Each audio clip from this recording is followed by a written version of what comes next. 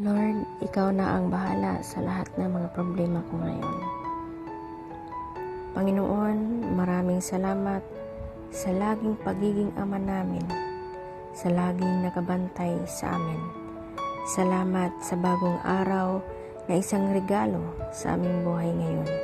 Salamat sa mga biyaya, Panginoon. Kami ngayon ay nag-aalala, nasa gitna ng isang sitwasyon na hindi namin na-imagine na mapupunta kami, Panginoon. Nag-aalala kami, Panginoon, dahil ang apektado ay hindi lamang kami, kasama na ang mga mahal namin sa buhay.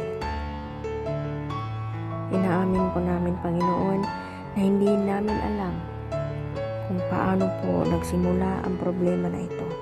Kung paano po lumaki, bigla na lang nagpakita na ngayon ay malala na, Panginoon.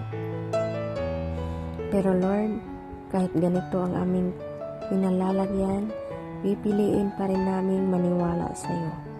Patuloy kaming magtitiwala sa inyong grasya because we know that no problem is too big for you, that anything is possible for you. We know that there's still good things behind this. After this, hindi kami magpapadaya sa aming nakikita ngayon, Panginoon.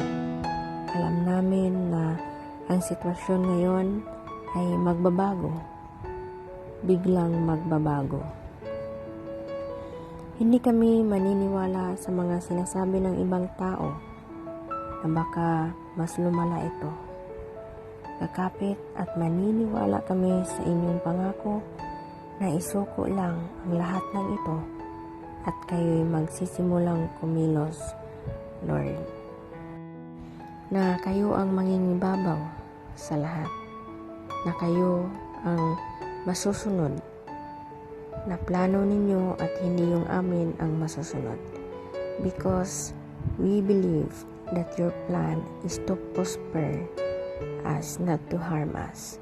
Your plan is to give us hope. Your plan is to give us a good future.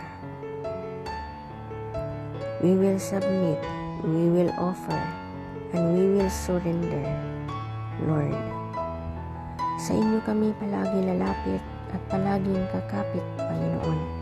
Ikaw na po ang bahala sa aming araw ngayon at sa mga araw na parating. This is our prayer. In Jesus' name, Amen.